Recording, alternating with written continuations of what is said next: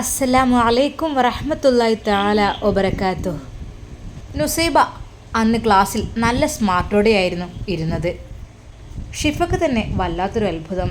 സാധാരണയായി മിസ്സായാലും സാറായാലും എന്തൊക്കെ തന്നെ ചോദിച്ചാലും അല്പം നാണത്തോടെ എഴുന്നേറ്റ് നിന്നിരുന്ന നുസൈബ ഇപ്പോഴിതാ കറക്റ്റായിട്ട് പെട്ടെന്ന് ആൻസറൊക്കെ പറയുന്നു.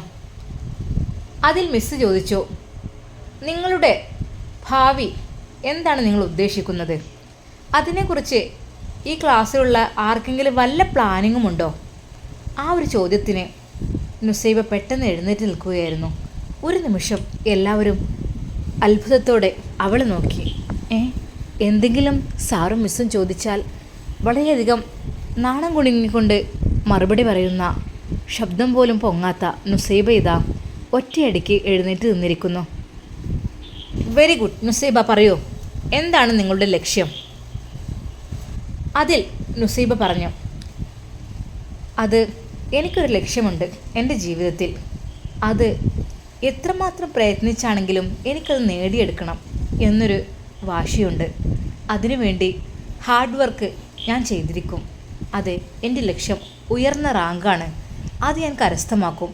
എന്നിട്ട് MBBS ഗവൺമെൻറ് കോളേജിൽ ജോയിൻ ആകും. അത് കഴിഞ്ഞ് MBBS ആയി അവിടെ നിന്നിറങ്ങും.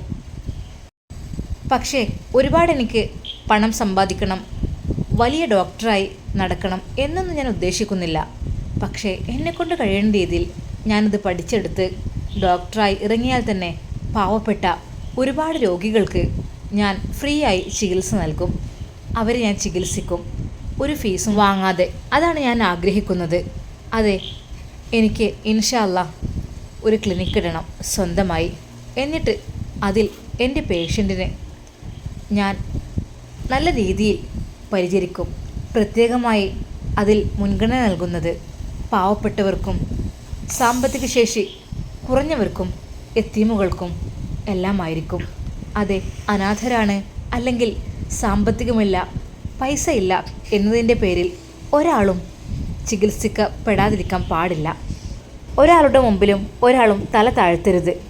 അത് പണ്ഡിതരെന്നോ പാമരരെന്നോ പണക്കാരെന്നോ പാവപ്പെട്ടവരെന്നോ വ്യത്യാസമില്ലാതെ എല്ലാവർക്കും ഒരേ സ്ഥാനം ഞാൻ നൽകും. അതാണ് എൻ്റെ ലക്ഷ്യം. അങ്ങനെ സമൂഹത്തിന് ഉപകാരമുള്ള നല്ലൊരു ഡോക്ടറാവണം. അതാണ് ഞാൻ ആഗ്രഹിക്കുന്നത്. അതിനപ്പുറത്തേക്കായിട്ട് ഒരുപാട് സമ്പാദിക്കണം എന്നൊന്നുമില്ല. പാവങ്ങളുടെ കണ്ണീരൊപ്പണം, അക്ഷരർക്ക് ഒരു താങ്ങാവണം. അതൊക്കെയാണ് ഞാൻ ആഗ്രഹിക്കുന്നുള്ളൂ. പക്ഷേ അതെനിക്ക് നേടിയെടുക്കണം. അത് എങ്ങനെ തന്നെയായാലും അതിനു വേണ്ടി എത്രമാത്രം ഹാർഡ് വർക്ക് ചെയ്യാനും ഞാൻ തയ്യാറാണ്. ഇതാണ് എൻ്റെ മനസ്സിലുള്ള ആഗ്രഹം. നുസൈബയുടെ ആ ഒരു അടിയുറച്ച ആ വാക്കുകൾ കേട്ട് എല്ലാവരും ഞെട്ടിത്തെറിച്ചു പോയി. ഒരു നിമിഷം സാറും സ്തബ്ധനായിപ്പോയി. ഇവൾക്ക് ഇങ്ങനെയെല്ലാം പറയാൻ കഴിയുമോ?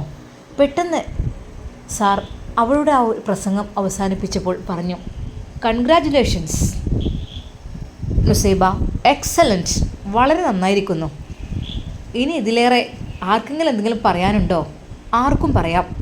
ഇതാ നമ്മളെ ക്ലാസ്സിലെ മിടുക്കിയായ നുസൈബ നല്ല രീതിയിൽ നല്ലൊരു മോട്ടിവേഷൻ മാത്രമല്ല, നല്ലൊരു സഹായ ഹസ്തം കൂടിയാണ് അവൾ അവളുടെ ലക്ഷ്യത്തിലൂടെ പൂർത്തീകരിക്കാൻ വേണ്ടി പോകുന്നത്. അതെ, നല്ലൊരു കാര്യമാണ് അവൾ പറഞ്ഞത്. ഒരുപാട് ആളുകൾക്ക് നന്മയുള്ള ഉപദേശം. അവളുടെ പ്രസംഗം കേട്ട് ഷിഫ പോലും അത്ഭുതപ്പെട്ടു. മാഷാ അല്ലാ, ഈ പെണ്ണ് ഇങ്ങനെയൊക്കെ പറയാനായോ? ശരിക്കും മറ്റു കുട്ടികൾക്ക് വല്ലതും പറയാനുണ്ടോ? ഇല്ലേ, ഈ നുസൈബ മാത്രമേ ഇവിടെ ഇങ്ങനെയുള്ളൂ? ഒറ്റ കുട്ടികൾക്കും പറയാല്ലേ? ഹലോ ഷിഫ, പറയൂ, എന്താണ് നിൻ്റെ ആഗ്രഹം? എന്താണ് ഭാവി പ്ലാനിങ്? അത് സാർ, എനിക്കങ്ങനെ പ്രത്യേകിച്ചൊരു പ്ലാനിങ് ഒന്നുമില്ല. പിന്നെന്താ ഈ ഒരു വരുന്നതിൻ്റെയൊക്കെ ലക്ഷ്യം? അതല്ല, അങ്ങനെയൊന്നുമില്ല. പക്ഷേ എൻ്റെ മനസ്സിലൊരു ആഗ്രഹമുണ്ട്. എന്താ പറയൂ.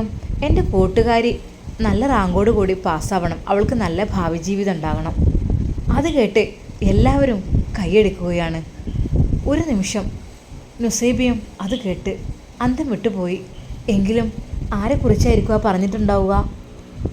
പറയൂ ഷിഫ, ഏതാണ് ആ കൂട്ടുകാരി? നിനക്ക് ഇത്രയധികം ഇഷ്ടമുള്ള ഒരു കൂട്ടുകാരി അതാരാണ്? ഒരു നിമിഷം അവൾ നുസൈബ ഇരിക്കുന്ന വലതുഭാഗത്തേക്ക് നോക്കി. ഇതാ നുസൈബയാണ്. ഓഹോ, അങ്ങനെയാണല്ലേ. അതിൽ ക്ലാസ്സിൽ മുറുമുറുപ്പ് ഉയർന്നു. അവരല്ലെങ്കിൽ ഭയങ്കര സെറ്റാണ്. എല്ലാവരും അങ്ങോട്ടും ഇങ്ങോട്ടും ഷെയർ ചെയ്യുന്ന ആൾക്കാരല്ലേ, അവർക്ക് അങ്ങനെ തന്നെയല്ലേ. അതിനിപ്പോൾ നമ്മളെന്ത് ചെയ്യാനാ. ആ ഒരു രീതിയിൽ അന്ന് ക്ലാസ് കഴിഞ്ഞപ്പോൾ എല്ലാവരും നുസൈബയുടെ ചുറ്റുമാണ് ഓരോ കാര്യങ്ങൾ ചോദിച്ചുകൊണ്ട്. എങ്കിലും നുസൈബ, നിനക്ക് എങ്ങനെ ധൈര്യം വന്നു ഇങ്ങനെയൊക്കെ പറയാൻ? നിൻ്റെ ലക്ഷ്യം അതാണോ? എല്ലാവരും വിചാരിക്കും ഡോക്ടറായതിനു ശേഷം നല്ല പൈസ വാരാം, എന്നിട്ട് വലിയ ബംഗ്ലാവ്, ഒരുപാട് വാഹനങ്ങൾ, അതുപോലെ ഒരുപാട് എസ്റ്റേറ്റ് കാര്യങ്ങളൊക്കെ വാങ്ങി, അതൊക്കെ ആയിരിക്കും എല്ലാവരുടെ ലക്ഷ്യമെന്ന്. പക്ഷേ നുസൈബ, നീ തികച്ചും വ്യത്യസ്തമായി കാര്യങ്ങൾ അവതരിപ്പിച്ചു. പക്ഷേ ഇത്രക്കും സാമ്പത്തിക ശേഷിയൊക്കെ കുറഞ്ഞ നീയെ ഡോക്ടറൊക്കെ ആയിക്കഴിഞ്ഞാൽ നീ എന്ത് ചെയ്യും? നിനക്കതിനുള്ള പലരും ആ ഒരു രീതിയിൽ അവളോട് ചോദിച്ചു. അവൾ പറഞ്ഞു, സാമ്പത്തിക ശേഷി തരുന്നതും തരാതിരിക്കുന്നതും എല്ലാം അള്ളാഹുവാണ്. നമ്മൾ ഹാർഡ് വർക്ക് ചെയ്താൽ നമ്മളെ കയ്യിൽ പൈസ വരും. വെറുതെ ഇരുന്ന് പൈസ വേണമെന്ന് വെച്ചാൽ നമുക്കൊരിക്കലും നടക്കില്ല. കഠിന പ്രയത്നം നമ്മൾ ചെയ്യണം, അത് ചെയ്തിട്ട് നേടിയെടുക്കണം. എന്നിട്ട് ഒരുപാട് പാവപ്പെട്ടവരെ പരിചരിക്കണം, അവർക്കൊരു തണലാകണം. അതാണ് ഞാൻ ആഗ്രഹിക്കുന്നത്. ഷിഫ നുസൈബയുടെ കൈ പിടിച്ചുകൊണ്ട് ക്യാമ്പസിന് പുറത്തേക്ക് വന്നു. അല്ല പെണ്ണേ, സത്യം പറഞ്ഞാൽ നിനക്ക് എവിടെ നിന്നാണ് ഈ ഒരു ധൈര്യം കിട്ടി? നീ ഇങ്ങനെ അല്ലായിരുന്നല്ലോ, ഒരു പൂച്ചക്കുട്ടിയെ പോലെ ഇരുന്നല്ലോ നീ. എന്ത് ചോദിച്ചാലും നാണം, ഭയങ്കര നാണം കുണുങ്ങി. ഇന്നിപ്പോൾ എന്താ നല്ല കറക്റ്റായിട്ട് ഉത്തരം സാർ പറഞ്ഞപ്പോഴേക്കും അത് ചാടിക്കയറി നീ ഉത്തരമൊക്കെ പറഞ്ഞു, നല്ല രീതിയിൽ അവതരിപ്പിച്ചു. സത്യം പറഞ്ഞാൽ ഞാൻ നിൻ്റെ കഴിവിൽ അത്ഭുതപ്പെടുകയാണ്. എന്ത് പറ്റിയത് നിനക്ക്? എന്തോ പറ്റിയിട്ടുണ്ടല്ലോ. സാധാരണത്തെ നുസൈബയല്ല നീയെ, എന്തൊക്കെയോ മാറ്റങ്ങൾ നിന്നിൽ സംഭവിച്ചിട്ടുണ്ട്. അത് എന്താണടേ? എങ്ങനെ നിനക്ക് ധൈര്യം വന്നു? ആരാണ് നിനക്ക് മോട്ടിവേഷൻ തന്നത്? പറയടേ. എനിക്കൊരു ചെറിയ സംശയം ഇല്ലാതില്ല. ഷമ്മാസ് അല്ലേ നിന്നെ ഇത്ര ധൈര്യവതിയാക്കിയത്? ഷിഫ. അത് കേട്ട് നുസൈബ ഞെട്ടിത്തെറിച്ചു. ഹേയ് നോ, ഒരിക്കലും അങ്ങനെയുള്ള കാര്യങ്ങൾ ദയവായി ഷിഫ നീ എന്നോട് സംസാരിക്കരുത്. സത്യമായിട്ടും എൻ്റെ മുമ്പിൽ ഇന്നൊരു ലക്ഷ്യമുണ്ട്. ആ ലക്ഷ്യം പൂർത്തീകരിച്ചെടുക്കണം, അതാണ് ഞാൻ ആഗ്രഹിക്കുന്നത്. അതെ, അതിനിടക്ക് ഒരാണിനെയും ഞാൻ ആഗ്രഹിക്കുന്നില്ല, ഒരാളെയും. എടി പെണ്ണ് നുസൈബ, അങ്ങനെ പറയല്ലടി. നമ്മുടെ ഷമ്മാസ് നിന്നെ എത്ര ഇഷ്ടപ്പെടുന്നതാണ്, അങ്ങനെ പറയല്ലേ. അല്ലടി, നോ, ഇനി അതിനെക്കുറിച്ചൊന്നും ഞാൻ ചിന്തിക്കുന്നേ ഇല്ല. ഒരിക്കലും ഷമ്മാസ് എഴുതിയതും പറഞ്ഞതൊന്നും അവൾ ഷിഫയോട് പറഞ്ഞില്ല. നുസൈബ, നിൻ്റെ മനസ്സ് ഇങ്ങനെയൊക്കെ മാറാനേ. എന്നാലും ഇല്ല ഷിഫ, അതിനെക്കുറിച്ചൊന്നും നമ്മൾക്കിനി സംസാരിക്കണ്ട. ഇനി നമ്മുടെ മുമ്പിലൊക്കെ ഒരു ലക്ഷ്യമുണ്ട്, അത് പൂർത്തീകരിക്കുക, അതുമാത്രം. എടി നുസൈബ, എങ്കിലും നീ ഷമ്മാസിനെ മറക്കല്ല കേട്ടോ. അവന് നിന്നെ അത്രയ്ക്ക് ജീവനാണ്. ഷിഫ പ്ലീസ്, ഇനി എന്നോട് അതിനെക്കുറിച്ച് നീ മിണ്ടരുത് ദയവായി. എനിക്ക് താല്പര്യമില്ല അങ്ങനെയുള്ള വിഷയങ്ങളൊന്നും. നമ്മുടെ ലക്ഷ്യപൂർത്തീകരണം, അത് കഴിഞ്ഞിട്ടുള്ളൂ ബാക്കി എന്തോ.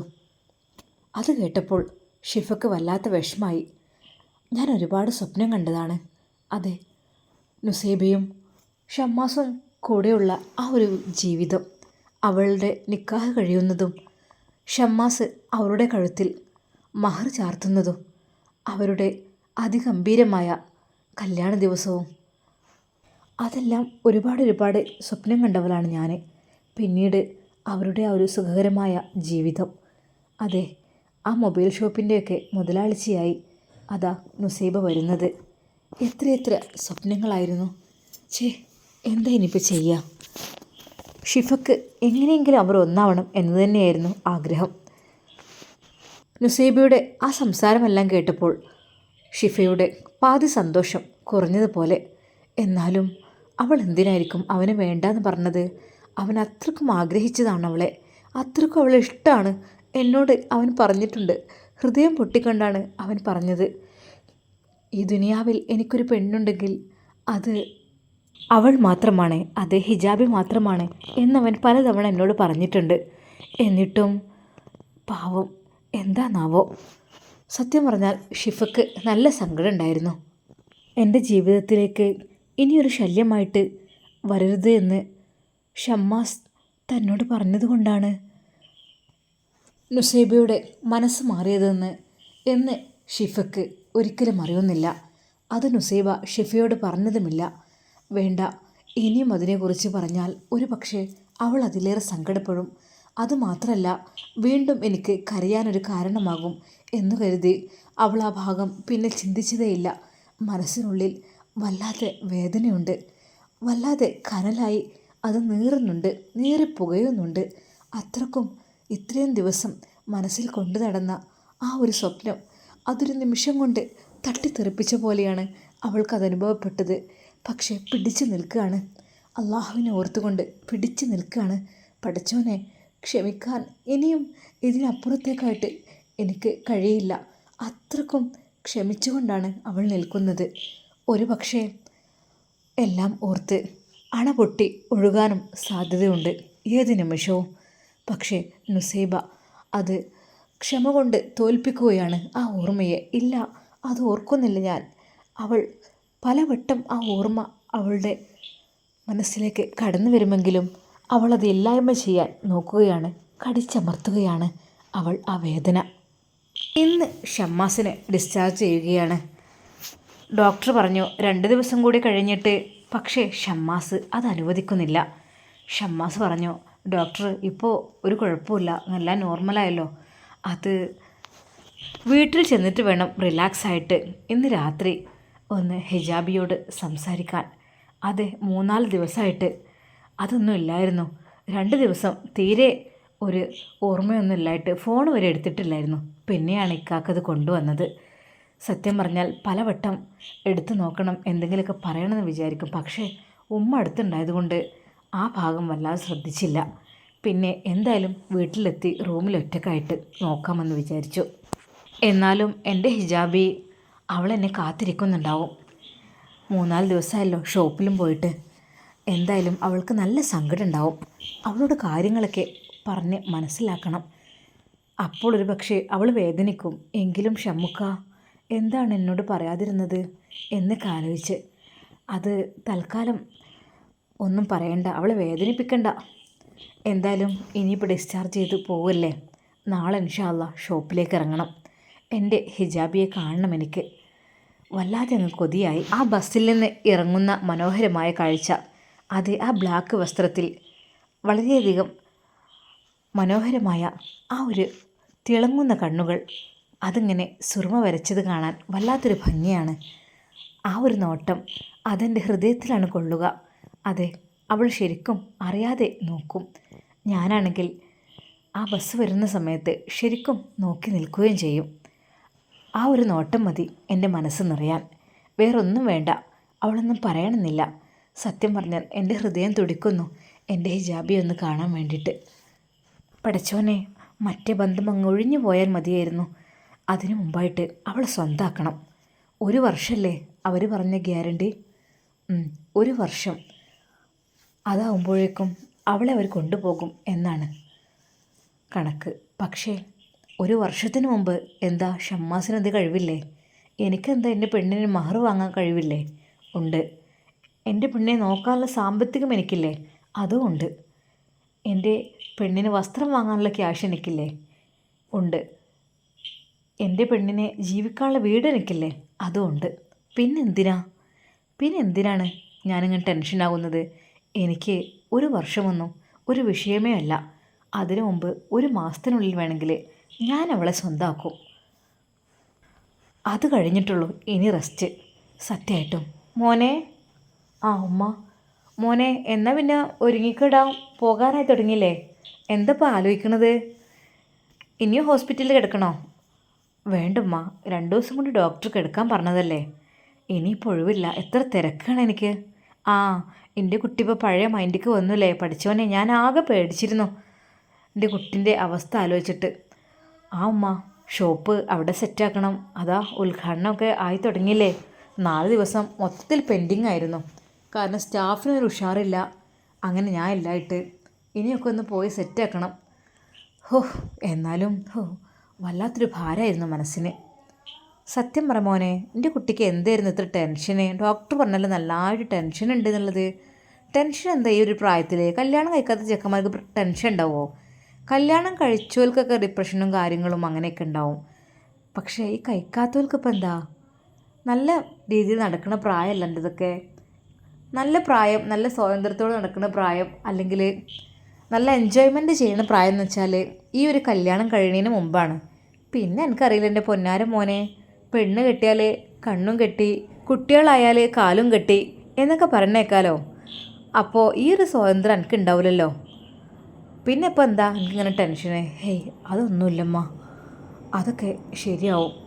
അത് മനുഷ്യന്മാരല്ലേ, നമുക്ക് ചില സമയത്ത് എന്തെങ്കിലും കേൾക്കുമ്പോഴേ അത് വല്ലാത്തൊരു ഷോക്കായിരിക്കും. ആ എൻ്റെ കുട്ടി എന്താ അതിന് മാത്രം കേട്ടത്? എന്നോട് പറഞ്ഞില്ലല്ലേ അതൊക്കെ കഴിഞ്ഞു പോയില്ലമ്മ, ഇനിയിപ്പോൾ അതിനെക്കുറിച്ച് ആലോചിച്ചിട്ടെന്നാ. ആയിക്കോട്ടെ പഠിച്ചവനെ, ഇനി അങ്ങനെയൊന്നും ഇല്ലാഞ്ഞാൽ മതിയായിരുന്നു. എന്താ മോനെ ഷോപ്പിൻ്റെ എന്തെങ്കിലും അങ്ങനെ എന്തെങ്കിലും ആയിരിക്കില്ലേ? അതൊക്കെ വിഷയം വെടിമ്മ, അതൊക്കെ കഴിഞ്ഞു പോയി. ഇപ്പം ഹാപ്പി ആയില്ലേ നമ്മൾ. അപ്പോഴേക്കും ഒരു നേഴ്സ് വന്നു. ആ നിങ്ങൾക്ക് വൈകുന്നേരം 5 മണിയാകുമ്പോഴേക്കും എല്ലാം സെറ്റാവും കേട്ടോ. പിന്നെ 4 മണിക്ക് ഒരു ഡോക്ടർ വരും. ആ ഡോക്ടർ ഒന്ന് വന്ന് കുറച്ച് കാര്യങ്ങൾ നിന്നോട് സംസാരിക്കണം എന്നൊക്കെ പറഞ്ഞിട്ടുണ്ട്. അപ്പോൾ ഓക്കെ, അപ്പോൾ നിങ്ങൾക്ക് എന്തായാലും 5 മണിയൊക്കെ ആകുമ്പോഴേക്ക് പോകാം. ആ ഓക്കെ. ഷമ്മാസ് വിചാരിച്ചു, എങ്കിലും ഡോക്ടർക്ക് ഇപ്പോൾ എന്നോടിപ്പോൾ എന്താ സംസാരിക്കാനുണ്ടാകുക?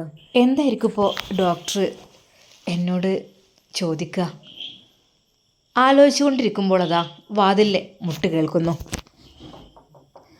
ആ ഉമ്മ അത് വാതിൽ തുറന്നു കൊടുക്കാൻ പോകുന്നു. മോനെ ഡോക്ടറായിരിക്കും. ഉമ്മ വാതിൽ തുറന്നു. പറഞ്ഞതുപോലെ തന്നെ. ഷമ്മാസ് എങ്ങനെയുണ്ട്? ഒക്കെ ഹാപ്പി ആയില്ലേ?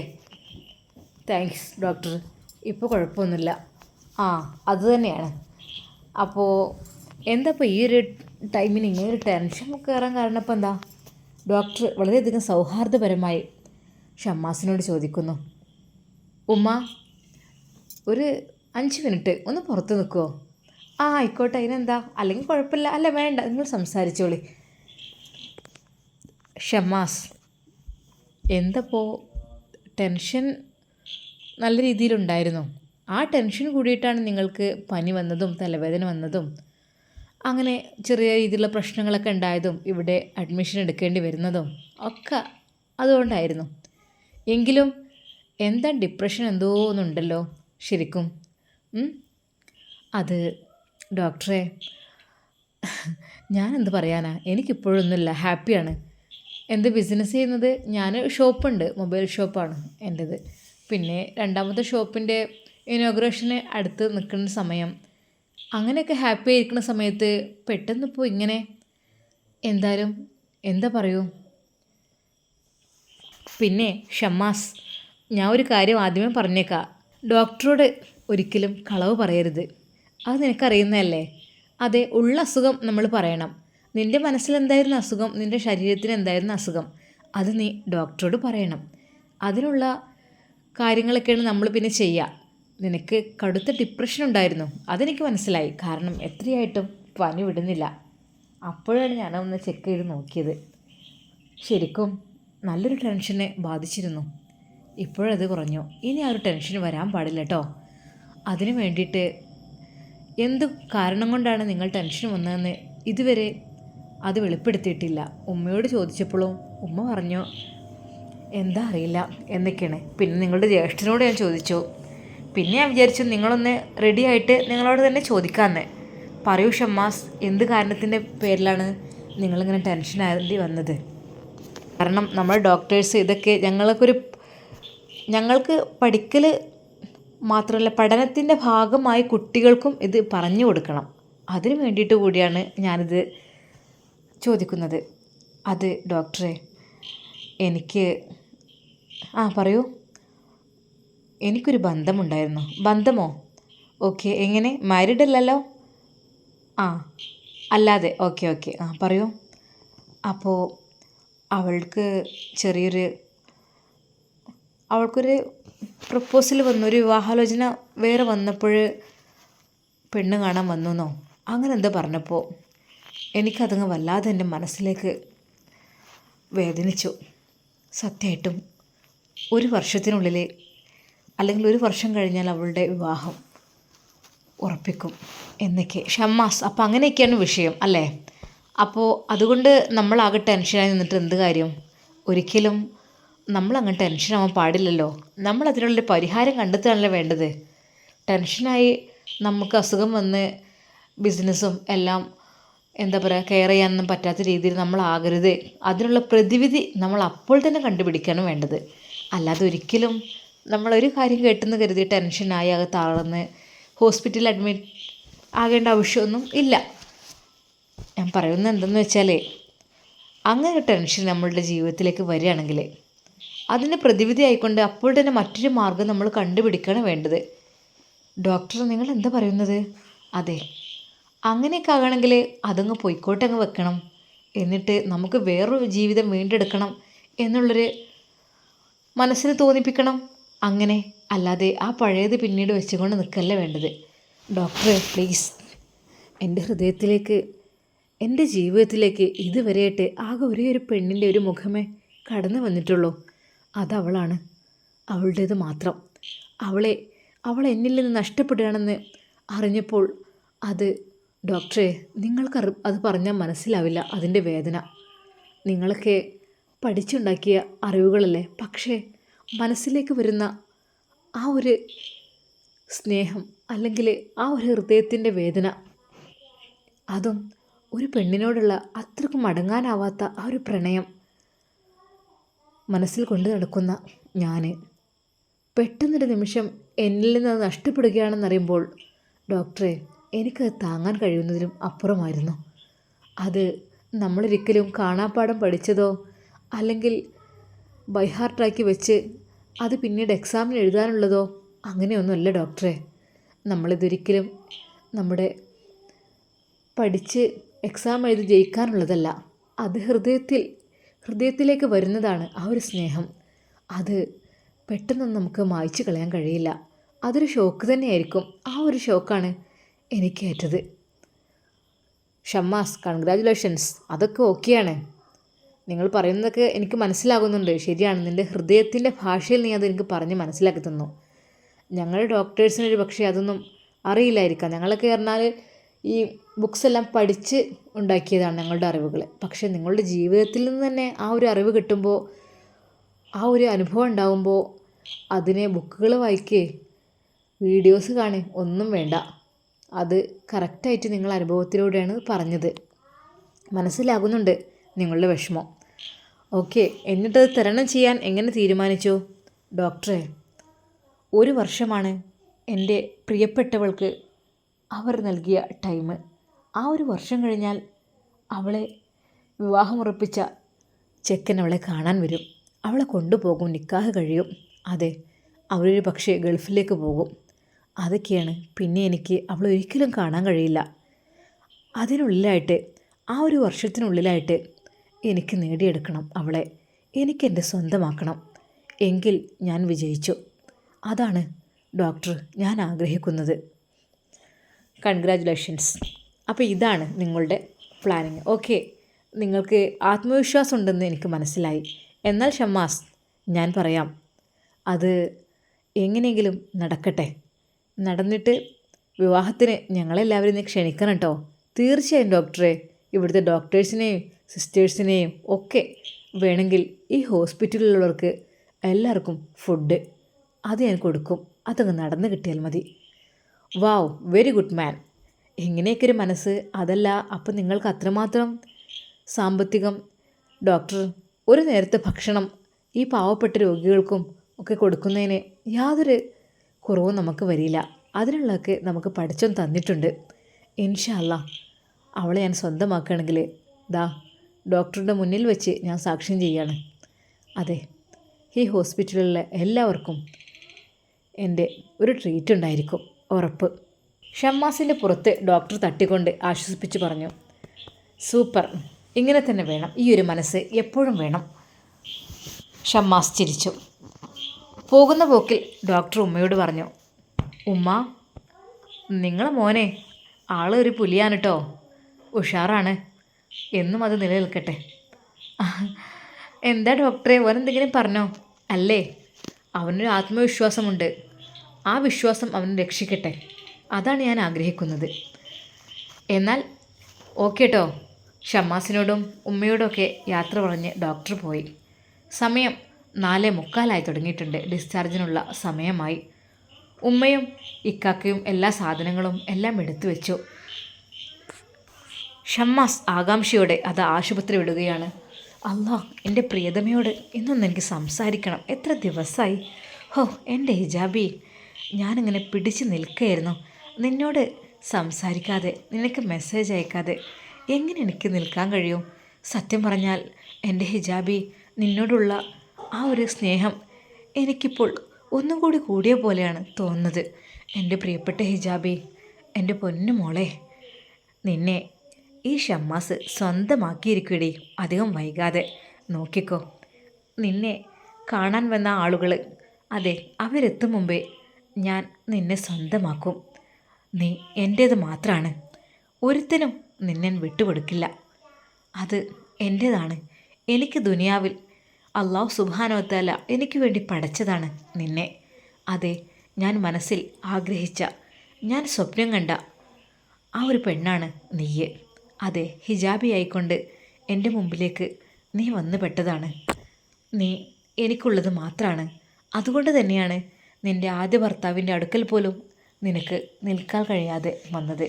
അത് ഷമ്മാസിന് വേണ്ടി പടച്ച പെണ്ണാണ് പടച്ചോന്. അതെ, ഷമ്മാസിന് വേണ്ടി പടച്ചതാണ്.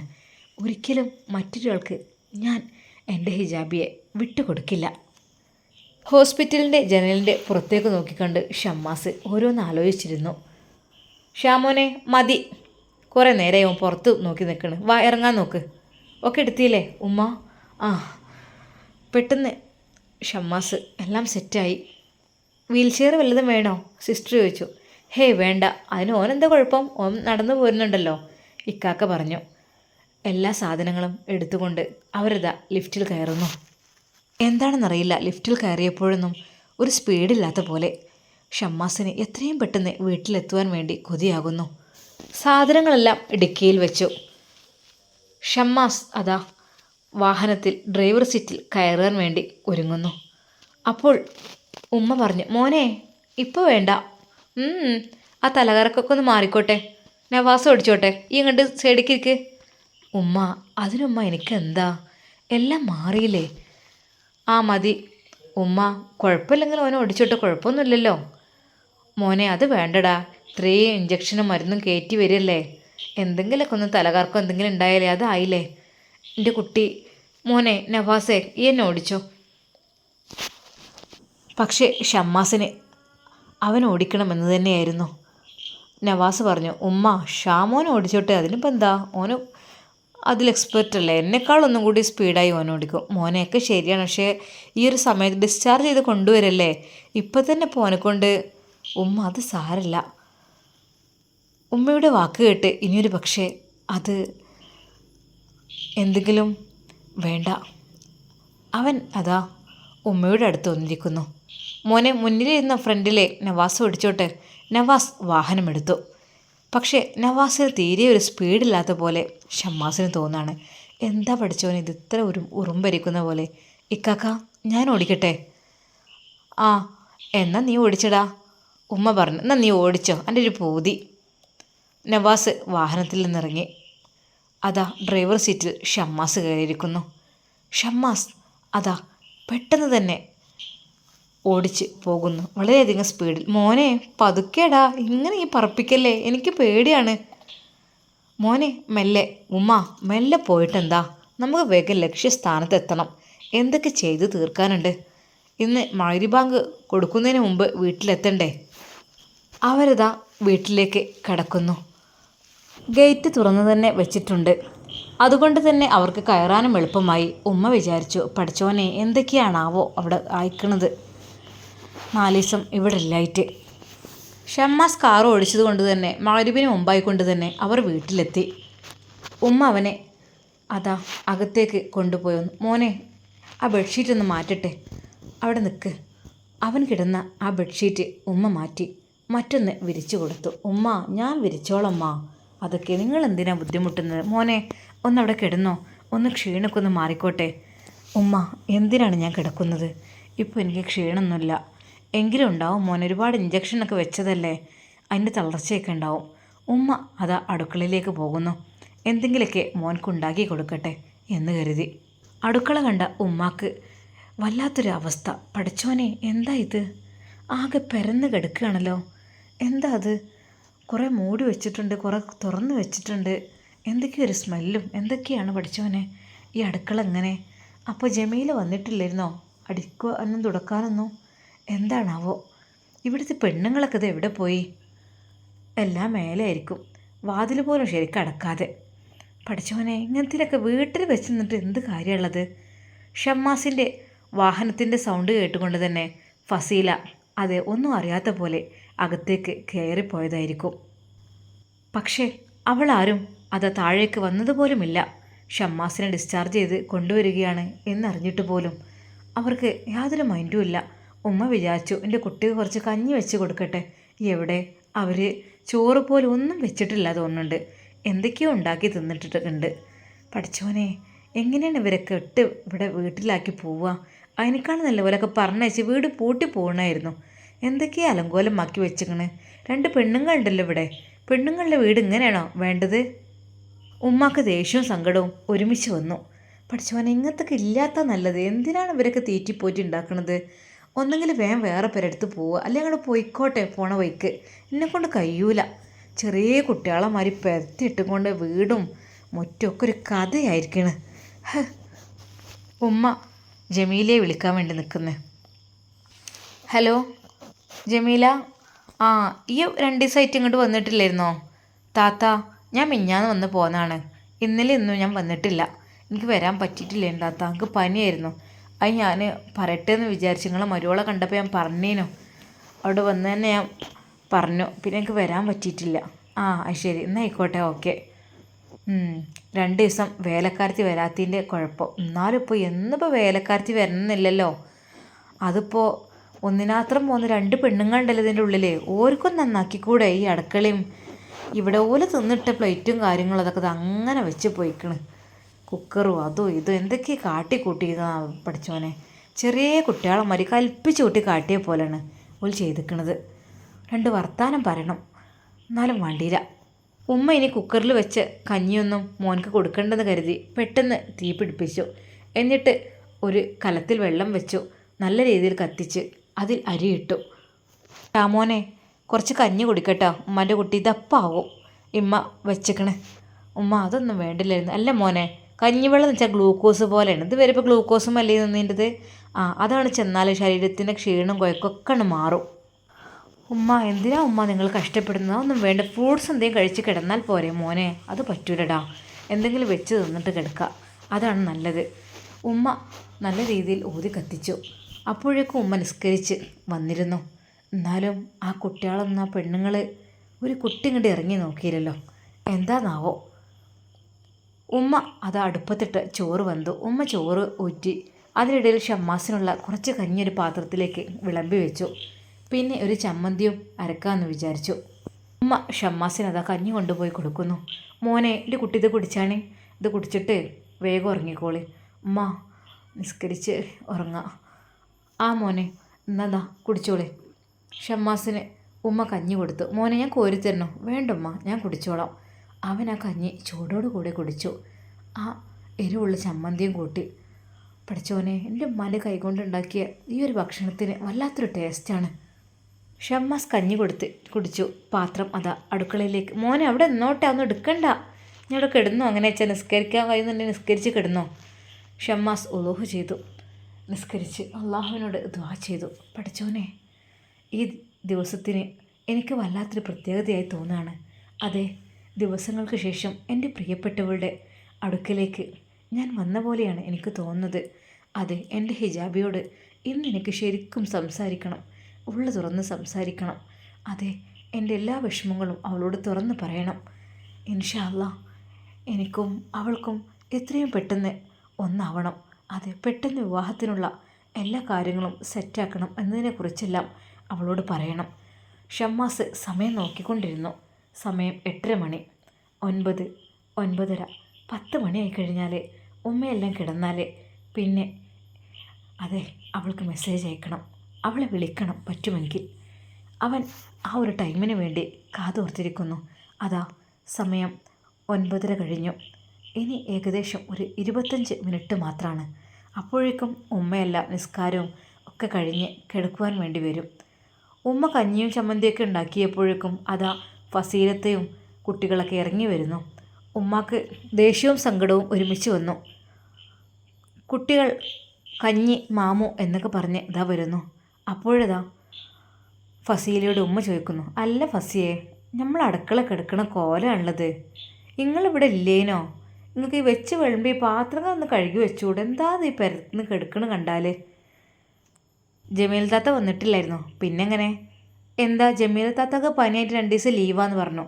അപ്പം നിങ്ങൾക്ക് എന്താ നിങ്ങളെ ഭക്ഷണം കഴിച്ച സ്ഥലവും ആ പാത്രങ്ങളൊക്കെ ഒന്ന് കഴുകി വെച്ചിട്ട് എന്തെങ്കിലും പറ്റുമോ? വേലക്കാർ ഇല്ലെങ്കിൽ എന്തേക്കാനും ചെയ്യുക? നിങ്ങളൊക്കെ വീട്ടിലത്തെ പെണ്ണുങ്ങളല്ലേ? അതേ, ഞാൻ മാത്രമൊന്നുമല്ല, മറ്റൊരുത്തിയും കൂടി ഉണ്ട് ഇവിടെ സുഖമായി വാഴണ്. ഓൾക്ക് വെറും തിന്നാനല്ല പണിയെടുക്കാനും അറിയാം. അതെ, വേണ്ടായിട്ടാണ്.